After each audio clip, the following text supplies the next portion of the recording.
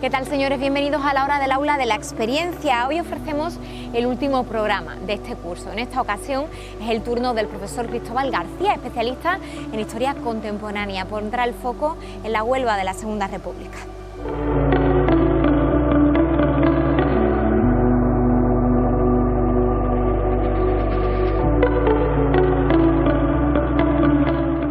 Buenos días, mi nombre es Cristóbal García. Soy profesor de Historia de la Universidad de Huelva. Llevo ya algún tiempo jubilado, pero en esto del profesorado uno no se jubila realmente nunca. Es una profesión que imprime carácter.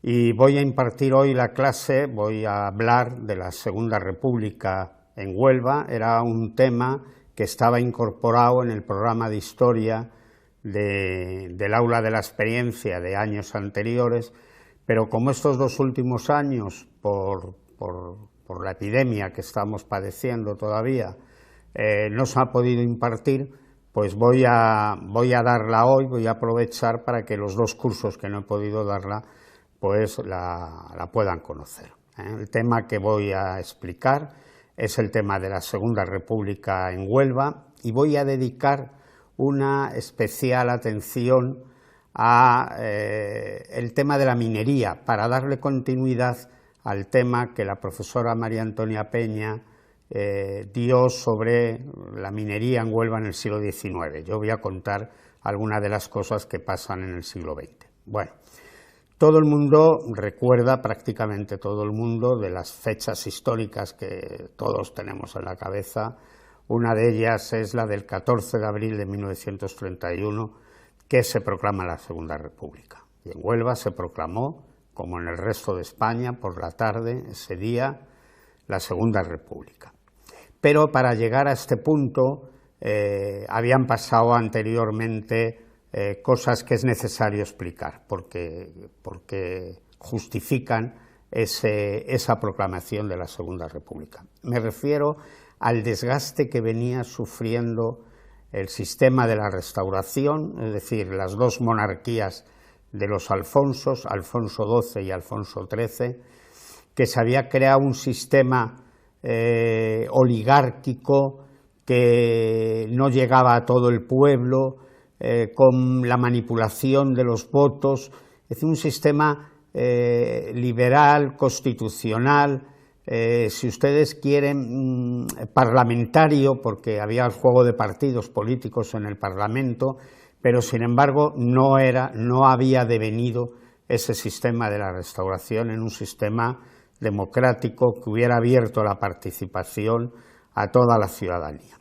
Y ese desgaste que venía sufriendo, esa incapacidad de transformarse en un sistema democrático, vino a dar, no con un sistema democrático, sino con la dictadura de Primo de Rivera. Una dictadura que en general fue recibida, salvo algún manifiesto, algún comunicado de prensa, pero fue recibida con una gran frialdad, si no aceptación, por parte de la población española.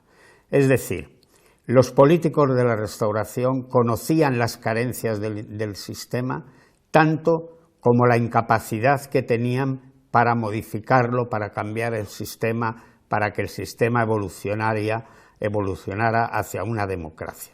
Y entonces, en septiembre de 1923, se proclama la dictadura de Primo de Rivera, una dictadura aceptada por el rey, no voy a decir que impulsada, porque eso no está demostrado, no hay fuentes claras, pero ya el rey había avisado con anterioridad que estaría dispuesto a reinar con un dictador. Sin embargo, el golpe se produce, queda suprimido el Parlamento, queda suprimido el Senado y entramos en un sistema dictatorial tan conocido en la historia de España.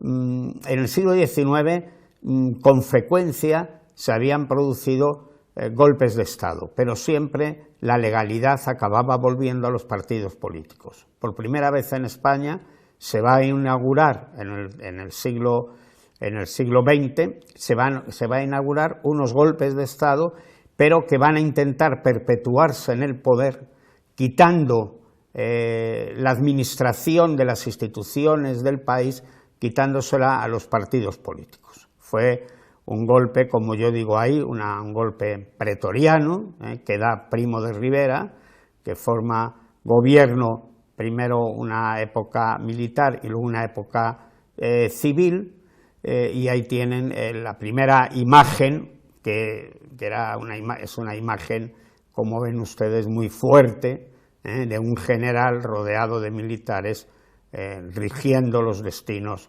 de este país. Bueno, el golpe de Estado de Primo de Rivera, que en principio parecía que iba a ser solamente unos meses, se alarga hasta el año 1930, principios de 1930, y ya la imposibilidad de continuar porque ha perdido el apoyo del resto de los militares, porque el país ha evolucionado, porque se ha producido una crisis económica, se quiebra y el dictador tiene que salir al exilio para París.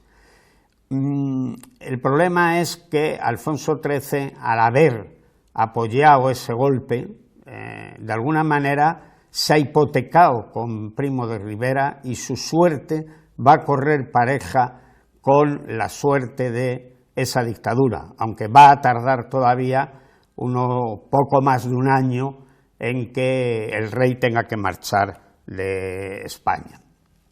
¿Qué ocurre cuando acaba el golpe militar? No hay partidos políticos, no hay constitución, no hay parlamento, no hay senado, y entonces el golpe no se puede entender como un paréntesis que se ha cerrado y las cosas van a continuar igual. Las cosas no pueden continuar igual, y en esa situación de difícil salida, pues el rey va a nombrar presidente del gobierno a otro general, al general Berenguer. El general Berenguer, lo voy a decir someramente porque estoy, digamos, introduciendo lo que luego va a ser la República. El general Berenguer plantea un proyecto gradualista para demostrar las bondades de la monarquía y el acercamiento de la monarquía a un cambio para salir del impasse en el que se encontraba. Y lo que propone Berenguer es ni más ni menos que un sistema de elecciones que partieran de unas elecciones municipales, luego de unas elecciones provinciales y por último de unas elecciones generales, sin siquiera señalar si el resultado de esas elecciones generales iba a ser la elaboración de una nueva Constitución por el Parlamento. El general Berenguer en ese proyecto fracasa porque incluso muchos monárquicos que ya habían abandonado la monarquía y formaban lo que se llamaba los constitucionalistas o el centro constitucional, donde estaba entre otros don Manuel de Burgos y Mazo, bien conocido en Huelva, habían decidido rechazar esa propuesta. Y entonces dimite a la altura de febrero de 1931 y el rey le ordena que forme gobierno el almirante Aznar. En medio les pongo ahí a un personaje, Sánchez Guerra. Sánchez Guerra había sido un líder del Partido Conservador durante el sistema de la Restauración, había huido después con la dictadura, había huido a Francia, y cuando vuelve el rey le propone que forme gobierno. Y entonces se produce una de las escenas más chuscas de nuestra historia, por decirlo de alguna manera, porque Sánchez Guerra, la propuesta que le hace al rey es que él va a formar gobierno si le permite incluir en ese gobierno a los líderes republicanos. El rey le da su permiso y Sánchez Guerra se dirige con trajeado, con el copete, como tenían que vestirse cuando iban a ver al rey, se dirige a hablar con la oposición republicana. ¿Dónde estaba la oposición republicana? En la cárcel Modelo de Madrid. Y entonces se produce esa escena que yo les decía, tan burda, de un presidente del gobierno que va a pedirle a un grupo de presos, que era la representación del republicanismo en ese momento en España, va a pedirles que formen parte de su gobierno. Bueno, no habría más que leer las memorias de alguno de ellos, como por ejemplo la de Alcalá Zamora, bueno, pues contando lo sorprendidos que se quedaron y las burlas incluso que hicieron de esa propuesta. Sánchez Guerra renuncia y entonces el rey propone al almirante Aznar. Y el almirante Aznar sigue proponiendo ese proceso gradualista, desde unas elecciones municipales, ir avanzando hacia una mayor democratización del país, aunque no acababa de explicitarse en qué iba a consistir todo eso. Lo que está claro es que en este momento la oposición de socialistas y republicanos deciden participar en ese proceso y deciden ir hacia esas elecciones municipales para convertirlas en un plebiscito contra la monarquía. Es decir, la intención de los republicanos y los socialistas se van a formar por toda España candidaturas de la agrupación de republicanos y socialistas para ir a esas elecciones municipales, que sobre todo les interesa para demostrar que el rey ya no tiene el apoyo de su pueblo. Y esas elecciones se van a celebrar el 14 de abril.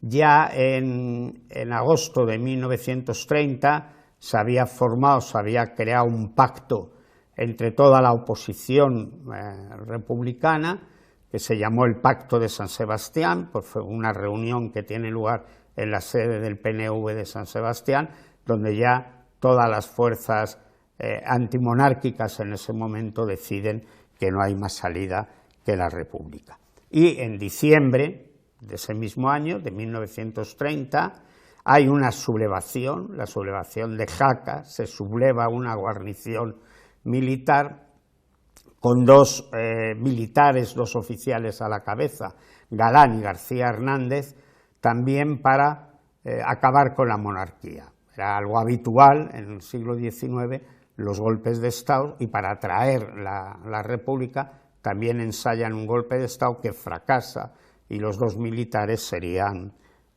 detenidos, Galán y García Hernández, que los tienen ahí, que van a entrar a formar parte del glosario de mártires republicanos. Brevemente también decirles que esa sublevación de Jaca tuvo su efecto, como ven ahí ese diario de la provincia del 16 de diciembre de 1930, en un municipio de Huelva, en la Puebla de Guzmán, y el gobernador declara, el señor Serrano Navarro, que en Puebla de Guzmán se declaró en rebelión aquel vecindario ante el aviso que le dieron algunos de que en España se había declarado la República. Fue una declaración falsa, y que había sido nombrado presidente del gobierno provisional Alcalá Zamora, agregando que los socialistas estarían en el gobierno de esa república. Es decir, la Guardia Civil se recluye en el cuartel, tienen que enviar refuerzos, etcétera, etcétera. Y se van sucediendo acontecimientos para acabar con ese movimiento.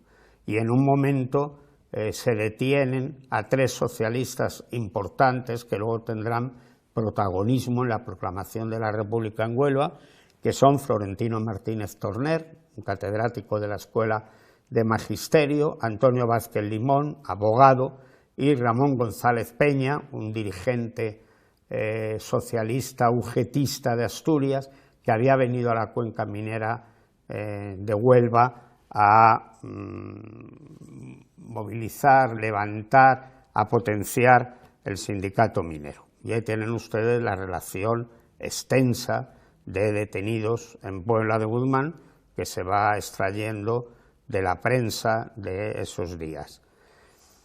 La sublevación o ese intento de sublevación fue sofocado, queda ahí como un testimonio de que en Puebla de Guzmán fue el primer lugar donde se proclamó la Segunda República, aunque fuera una proclamación muy breve, y ahí en ese texto que les pongo ahí les dejo un poco una prueba de eso que había dicho yo antes, que era la participación de los republicanos y los socialistas en esas elecciones municipales. Diego Martínez Barrio, un político radical, muy vinculado a Huelva, que vendría aquí a formar las candidaturas, muy vinculada también a Ayamonte, donde él veraneaba, y muy vinculado por su condición de masón, que mantenía relaciones estrechas con la masonería ayamontina. Y él dice, en ese momento, esa frase que expresa muy bien la intención de los republicanos. Una tarea importante cumple actualmente a todas las izquierdas, la de triunfar ruidosa ampliamente en las elecciones municipales que van a convocarse. No es el próximo un problema electoral, sino una manifestación plebiscitaria sobre la continuación o fallecimiento de la dictadura. Estaba claro cuáles eran las intenciones.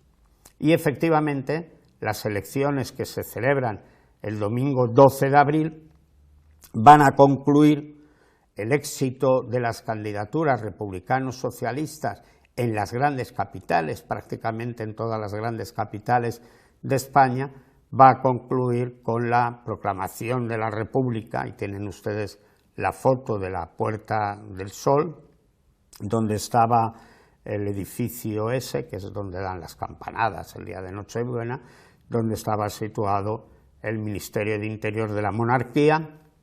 El pueblo de Madrid se reúne para proclamar la República, al tiempo que el rey sale del Palacio de Oriente por la Puerta del Moro, conduciendo su propio coche, camino de El Destierro, camino de Cartagena, desde donde cogerá un barco para ir desde allí a Francia, primera etapa de su exilio. Es decir, una vez más, un monarca Borbón conoce el exilio, como ya lo habían conocido Fernando VII, Isabel II, Alfonso XII viene del exilio, Alfonso XIII va al exilio. Y en ese ambiente, en un ambiente festivo, primaveral, un día soleado, hay una movilización general sin ningún incidente para proclamar la Segunda República. Pero, bueno, sin ningún incidente tampoco. En Huelva hubo un incidente.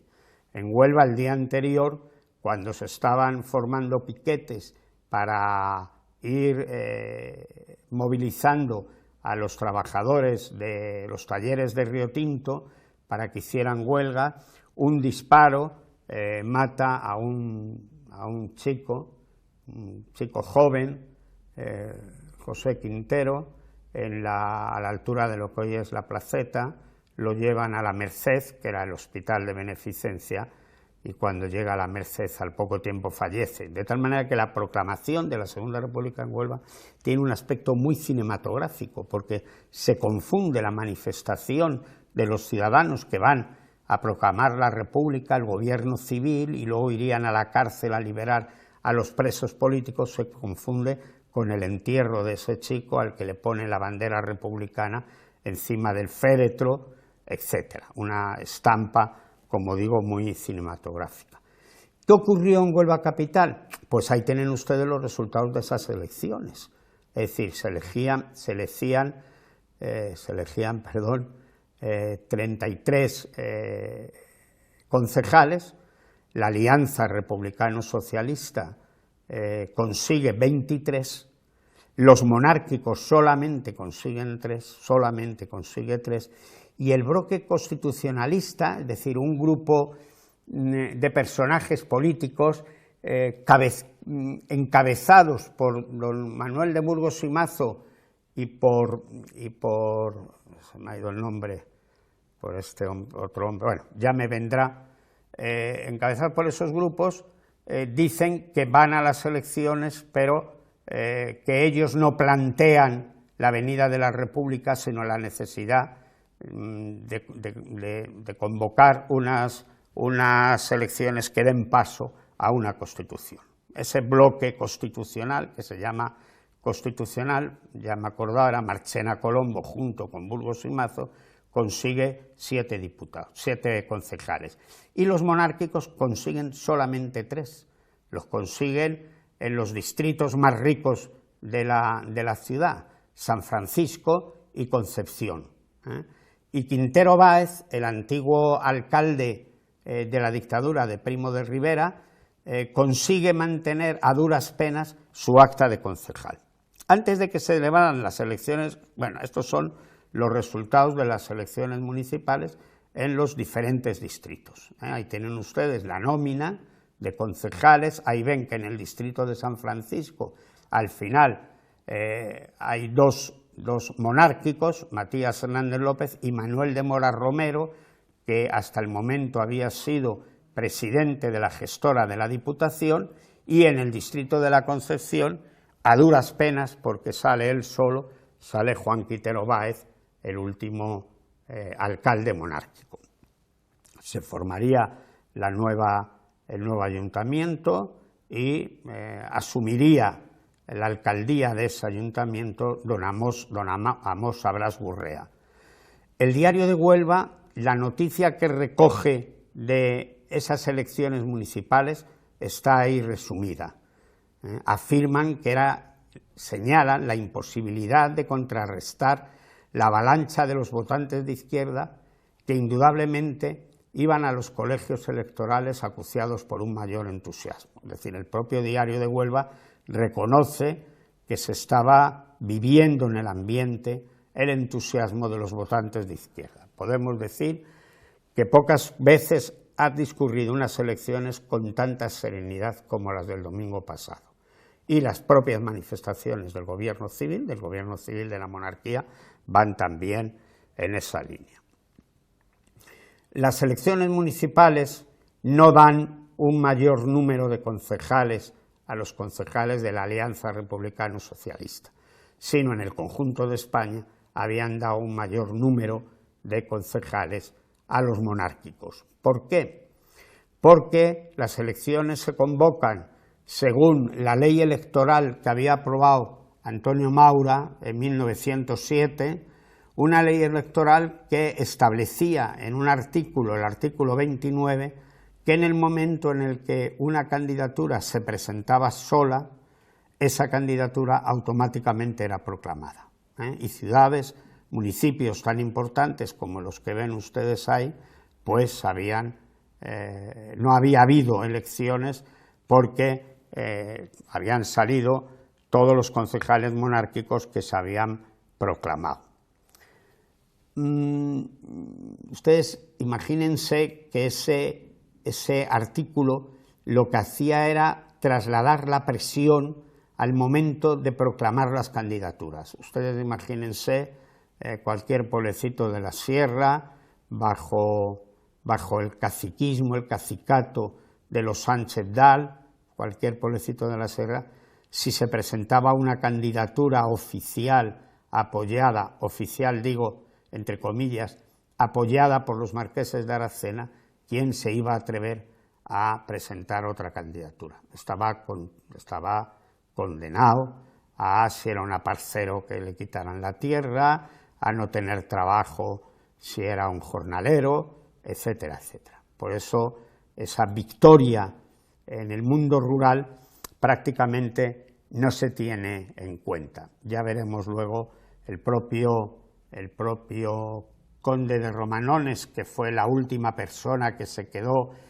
representando la monarquía con una cierta dignidad, al rey se lo hizo saber. Es cierto que hemos tenido más concejales, pero eso no lo podemos hacer valer, porque el dato que ha movilizado al pueblo son los hechos que se han producido en las grandes capitales. Y ya el día 14 por la mañana, en Huelva, el Comité de la Alianza Republicano-Socialista emite ese comunicado que ustedes ven ahí. Ciudadanos, noticias que merecen entero crédito y avalan las circunstancias porque atraviesa España y principalmente el resultado de las elecciones celebradas el domingo, permiten asegurar que es cuestión de momentos la resolución del pleito que entre la monarquía y la república existía, planteado en nuestra patria desde hace tantos años. Efectivamente, empezó a haber una movilización el día 14 por la mañana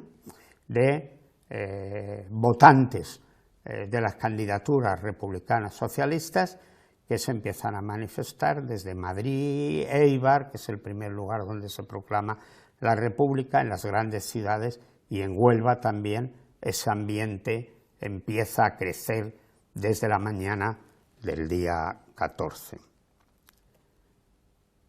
Y el 14 de abril por la tarde, González Peña, Ramón González Peña, el dirigente socialista, asume la representación de todo ese movimiento y se dirige al gobierno civil, que estaba regentado por el señor Arellano, a comunicarle, igual que se había hecho en Madrid, que se había proclamado la República. Y el señor Arellano llama al Ministerio del Interior y en el Ministerio del Interior le comunican que efectivamente deje paso a los republicanos, que se ha proclamado la República. En ese momento, desde los dirigentes republicanos socialistas que ya han tomado el gobierno civil, se dirigen telegráficamente a todos los ayuntamientos de la provincia y a los cuarteles de la Guardia Civil, comunicándoles que se ha proclamado la República y que ondeen en esos edificios la bandera republicana, retirando la bandera de la monarquía. Los 4 dirigentes que proclaman, que suena al balcón para proclamar la República, son los que tienen ustedes ahí. Ramón González Peña, que ya hemos dicho, Florentino Martínez Torner, que habían sido detenidos ya en la sublevación de Jaca en Puebla de Guzmán, José Ponce Bernal, que era un periodista que acabaría siendo socialista, era federal y acabaría siendo socialista, y Amós Sabrás Gurrea, que era un hombre que venía del reformismo monárquico, era socialista y catedrático de matemáticas, que acabaría luego con posterioridad en el exilio. Y ahí tienen ustedes una imagen que a mí siempre me gusta comentar de la proclamación de la Segunda República. Ahí tienen la Segunda República, esa iconografía vestida de amazonas, pisando la cabeza del dragón que representa la monarquía, con el gorro frigio, que es el símbolo de la libertad en la lucha de los frigios contra los griegos, un símbolo que había adoptado la República Francesa y que también adopta la República Española. Tengan en cuenta que en España la gente sale a la calle cuando se proclama la República cantando no el himno de Riego, como mucha gente cree, sino en un primer momento cantando la Marsellesa. Y ahí están, en torno a esa amazona que representa la República Española, está el gobierno provisional que la ha proclamado en Madrid y que se va a constituir en gobierno de la nación, que luego tendrá que ser refrendado por unas elecciones generales que se celebrarían en junio de 1931. Ahí tienen ustedes, desde la derecha liberal, donde estaban personas que habían incluso sido ministras con Alfonso XIII, como es el caso de Alcalá Zamora, o Miguel Maura, hijo de don Antonio Maura, es decir, la derecha liberal republicana, hasta en el otro extremo el Partido Socialista, que tiene 3 ministros, con 3 ministerios importantes, el de Trabajo, lógicamente para Largo Caballero, dirigente ujetista, el Ministerio el Ministerio de Hacienda con Indalecio Prieto y Fernando de los Ríos en el Ministerio de Justicia. Y luego, pues ahí se encuentran también los dirigentes de los partidos medios, de los partidos burgueses, como eran Manuel Azaña, Martínez Barrio. Martínez Barrio representaba la presencia de la masonería en el gobierno, él era gran maestre de la logia Isis y Osiris de Sevilla, está Lerroux, etcétera, etcétera. Algunos regionalistas como Marcelino Domingo, Casares Quiroga, etcétera. Es decir, un gobierno no izquierdoso, un gobierno de una amplia componenda política, y ahí tienen el retrato de Manuel Azaña con esa iconografía también arriba de una cabeza de la Amazona republicana que tiene dos insignias, una española, como es coronada por esa torre amurallada, y coronada también por el gorro frigio, símbolo, como he dicho antes, de la Revolución Francesa. Y abajo, pues una imagen de todo lo que sería el porvenir que se esperaba en ese país. Bien, más iconos para comentar, pero tampoco me voy a entretener en esto. Estos son fotos de la proclamación de la República en Madrid. Si estas fotos se las enseñaba yo a mis alumnos para hacer el siguiente comentario. Hoy día todo el mundo vestimos igual, pero entonces se distinguía claramente la vestimenta obrera de la vestimenta burguesa. Y se distinguían ahí en esa foto por las gorrillas de los obreros y los sombreros de los burgueses de las clases medias. Es decir, cómo el advenimiento de la Segunda República fue un hecho que afecta al conjunto de la sociedad. Y ahí están en Madrid, en una manifestación, paseando con un estandarte de Galán y García Hernández, los dos héroes de la sublevación de Jaca, que se van a convertir en héroes, se van a convertir en símbolos del republicanismo en España. El rey está ya en Francia, en esa imagen. Durante esa época se habla del advenimiento de la Segunda República, fíjense que es una palabra incluso mesiánica, es decir, hay una sensación como de que la Segunda República iba a venir por la acción de los republicanos y los socialistas, pero también por el abandono de la monarquía, por el decaimiento, el abatimiento de la monarquía. Por eso se habla del advenimiento.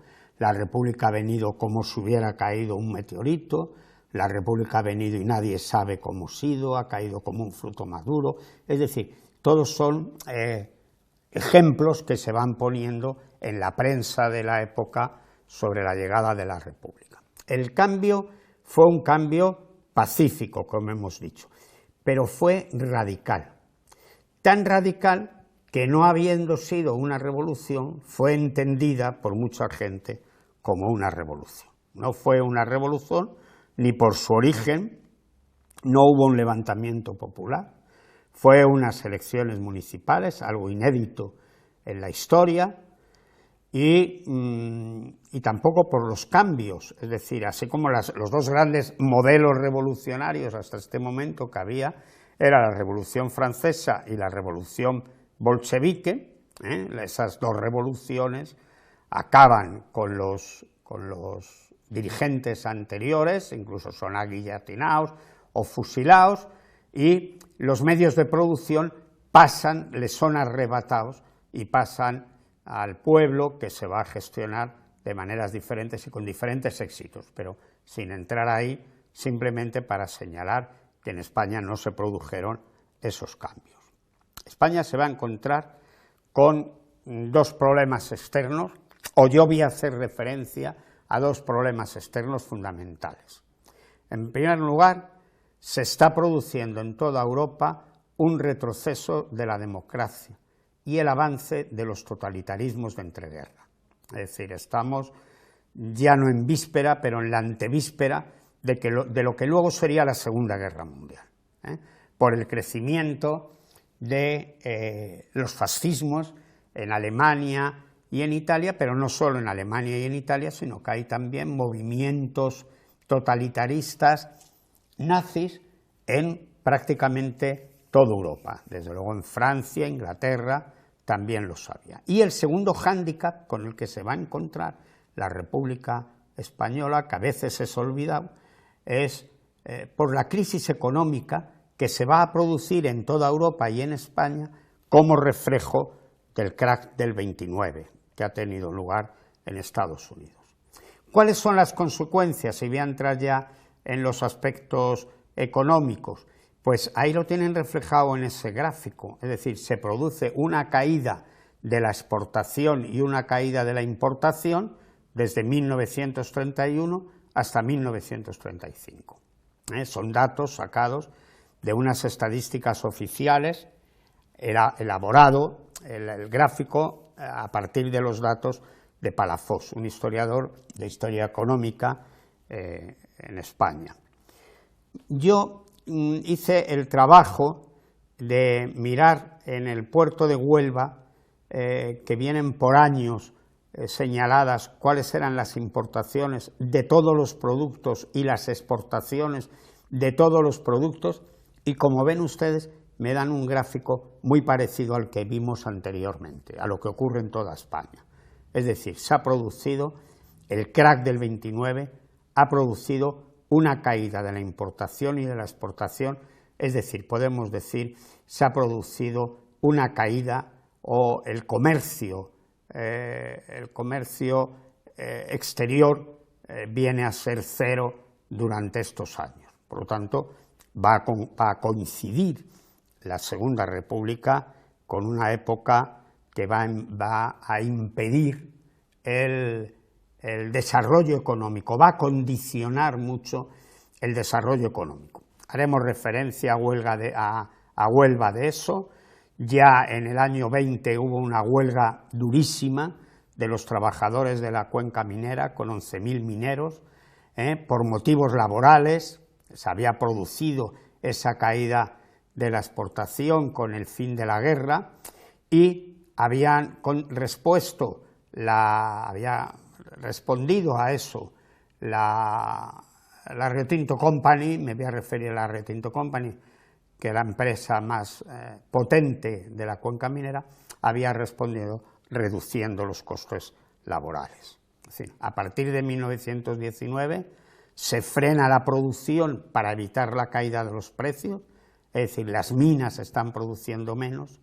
En 1920, por primera vez, los beneficios son cero, y a partir de 1923 hay un cierto despliegue que va a durar hasta el momento de la Gran Depresión, que es el que estamos analizando, ¿no? La huelga de 1920 había durado un año entero, fue una huelga durísima, una terrorífica, digo yo ahí, situación de hambre y agotamiento que acabaría rindiendo a los trabajadores.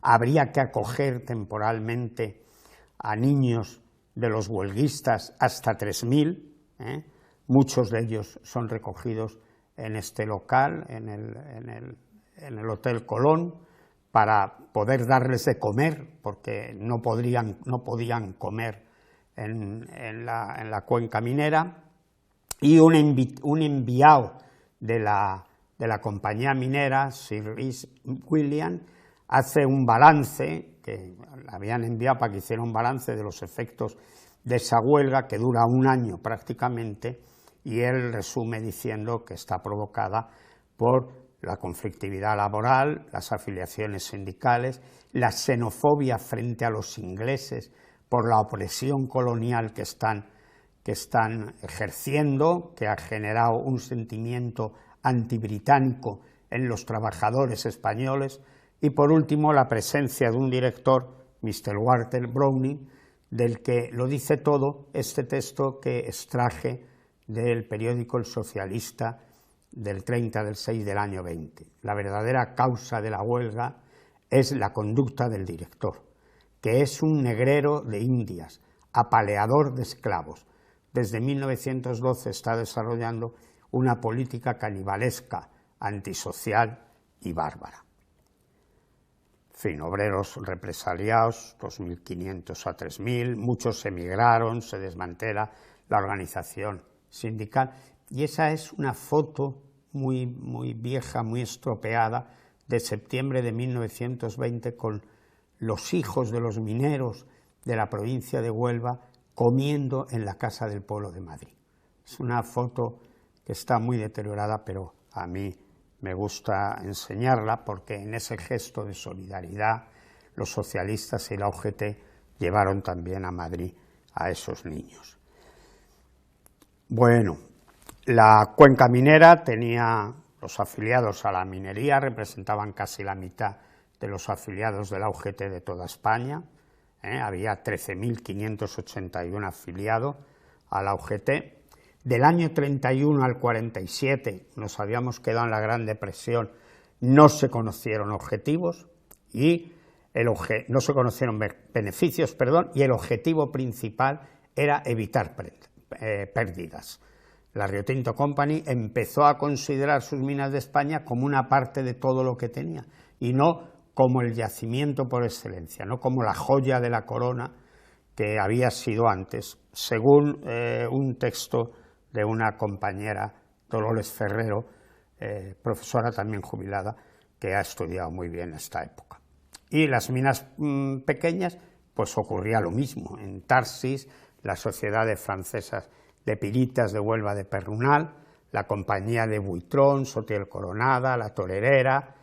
Prácticamente en el año 33 yo tengo contabilizada una mina pequeña que cierra en la provincia de Huelva. Ya estas minas habían despedido a 400 obreros, en julio de 31 el número de obreros parados se elevaba a 600, etcétera, etcétera. Los ayuntamientos habían entrampado intentando paliar el hambre, y en un documento que aparece en la serie Gobernación del Archivo Histórico Nacional, me encuentro una carta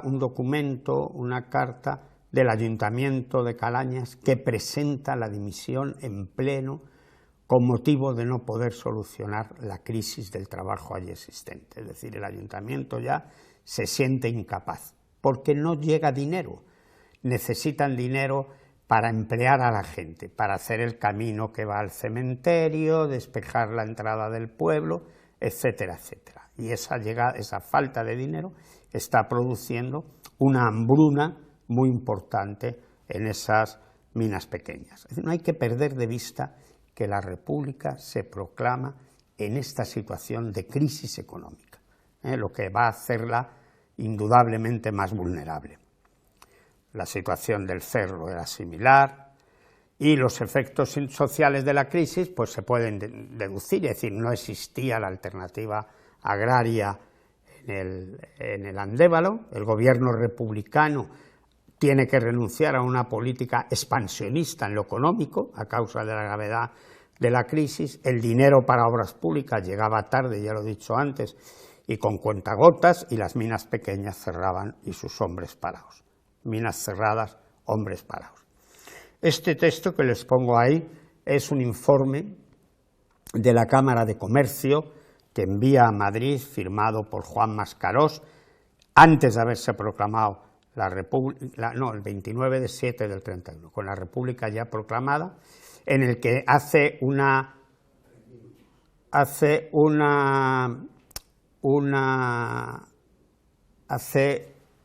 da una visión tétrica de lo que está ocurriendo en Huelva y avisa de que la compañía de Rio Tinto anuncia la reducción de los días de trabajo semanales, es decir, va a crear un sistema de alternos, es decir, no todos los trabajadores pueden trabajar todos los días porque hay que reducir la producción y los días que no trabajan, esos días pierden el jornal. Esa decisión, voy ya un poco más deprisa porque me estoy alargando como me ocurre siempre, esa decisión de reducir las jornadas laborales con el sistema de alternos la comunica a la dirección de la compañía y 2 ingenieros de la misma van a plantearlo al gobierno civil. Y hay 2 respuestas distintas. Una, la de los anarquismos, los anarquistas que plantean el enfrentamiento directo con la compañía, ni despidos ni alternos, y por otro lado la de la UGT, plantea que mejor que los despidos en masa, que se implante el régimen de alternos. Entre 2 males el menos. Es decir, hay que tener en cuenta que el gran líder de la UGT es el ministro de Trabajo y el sindicato apuesta, tal y como pongo en ese texto, apuesta por una posición institucional que el sindicato había adoptado en el seno de la República, más como gestores de la acción de Largo Caballero frente al Ministerio de Trabajo. Y lo que proponen los alcaldes socialistas de Riotinto, Nerva y Zalamea, lo que proponen es una reunión con la compañía para discutir ese tema. Otro reflejo de la crisis, y ya voy acabando, es la intervención de don Luis Cordero Bel, un diputado radical que luego acabaría siendo federal en el Parlamento español, y voy a acabar leyendo esto, que es un texto donde, dirigiéndose a la Cámara, dirigiéndose a Largo Caballero, ministro de Trabajo, dice: «Su señoría sabe que en la cuenca minera de Huelva la crisis aumenta de día en día en una proporción verdaderamente aterradora. En la parte de Riotinto y Nerva, el criterio adoptado por la compañía de disminuir las horas de trabajo ha hecho que todavía puedan sostenerse un poco. No quieren limosnas, piden trabajo para saciar el hambre de sus hijitos, y cada día que se retarda la solución a este problema podría acarrear inmensos perjuicios. El hambre, repito, entra en todos los hogares, y yo suplico al señor ministro de Trabajo, Largo Caballero, que en todos estos problemas de las cuencas mineras de Riotinto, Nerva y del Andévalo interponga su valiosa influencia para rogar, suplicar de dichas compañías, si tienen medios, incluso exigir que se suspendan de una vez para siempre los despidos de obreros, que se vuelvan a admitir a los despedidos de las minas y que continúen trabajando las que cerraron. Para esos hombres, cuando el hambre se haga imposible de resistir, no hay más solución que la protesta violenta». Habrán visto ustedes que este texto no parece un texto en sede parlamentaria, por el lenguaje que usa, los obreros, sus hijitos, el hambre que pasan. No en vano, don Luis Cordero Bel era también un diputado masón que apela a esa idea de la filantropía para salvar a las clases trabajadoras. Y voy a cerrar aquí, siempre me falta tiempo, pero espero que ustedes hayan podido conocer bien lo que fue la proclamación de la Segunda República en Huelva y los efectos económicos que tuvo en la minería. Muchas gracias.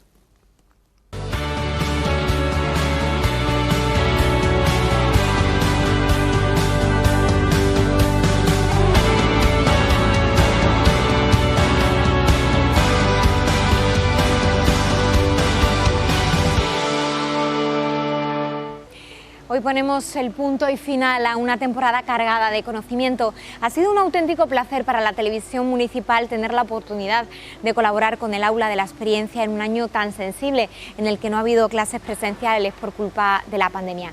Nada más, hasta muy pronto, sean muy felices.